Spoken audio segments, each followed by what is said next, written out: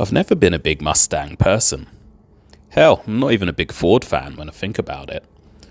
But I think there's something about the Mustang that you just can't help as an enthusiast but to fall in love with a little bit. It's got all of those things that speak to us so viscerally. Big spoilers, flared muscular wheel arches, bonnet vents. You even get a big V8 if you choose wisely. And you get all those classic muscle car cues.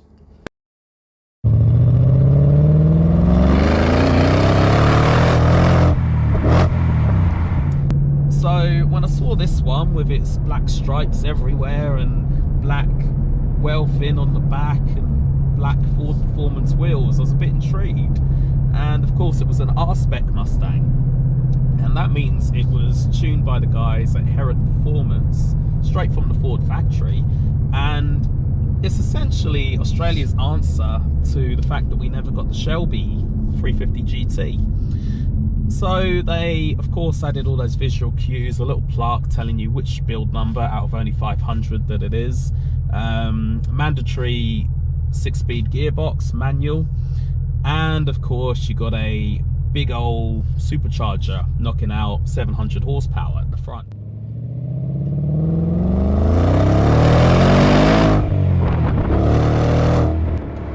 So, of course it is somewhat transformed from your normal Mustangs, but funnily enough for me the main event isn't really just that supercharger package, although it's definitely noteworthy.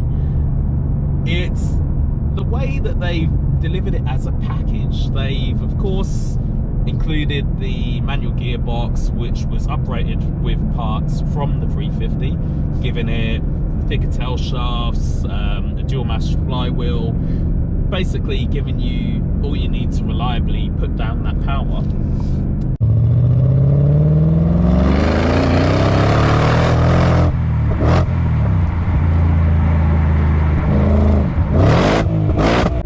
They also gave you thicker sway bars up front, they gave you stiffer springs with a slight drop, and of course when you do that on a car that has the Magna Ride suspension or any sort of dynamic suspension, you really have to think about replacing that system, or at least tuning it to get the best out of it, because it simply isn't set up to respond to the limited movement that those thicker, stiffer, lower springs give you.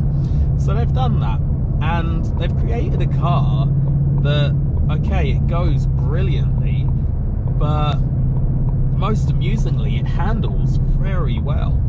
And on a flat road, suspension set to normal, you can cruise and the bumps don't bother you too much.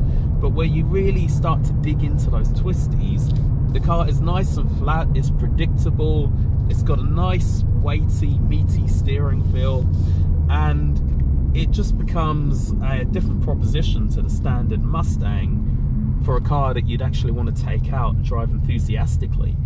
And therein lies the magic, the true magic that Herrod have brought out of the Mustang in this R-Spec. And what I mean by that is they've taken the Mustang and they've changed it from a muscle car to a true driver's car and a package.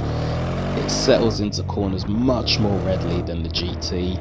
When you slam on those Brembo brakes ahead of a corner, you don't get the nose twitchiness that you get with the GT. You just set yourself up for a corner, ride the torque, which is just in abundance across the rev range, and then you just unleash that 700 horsepower at the other end with a little bit of a chirp for the rear wheels and a big smile on your face every single time. It hides its 1800 kilo girth like never before, and it inspires a lot of confidence. Outside she sits pretty on those black Ford Performance rims with the black side skirts, the black mirror caps, the blacked out grille, the black racing stripes, the blacked out badges, the blacked out spoiler. You get the idea. Inside you get the Ford Performance shifter and the build plaque on the dash. I would have liked to have seen a little bit more customization for the R-Spec, but at the end of the day, other than that, it is standard issue Mustang, which is no bad thing.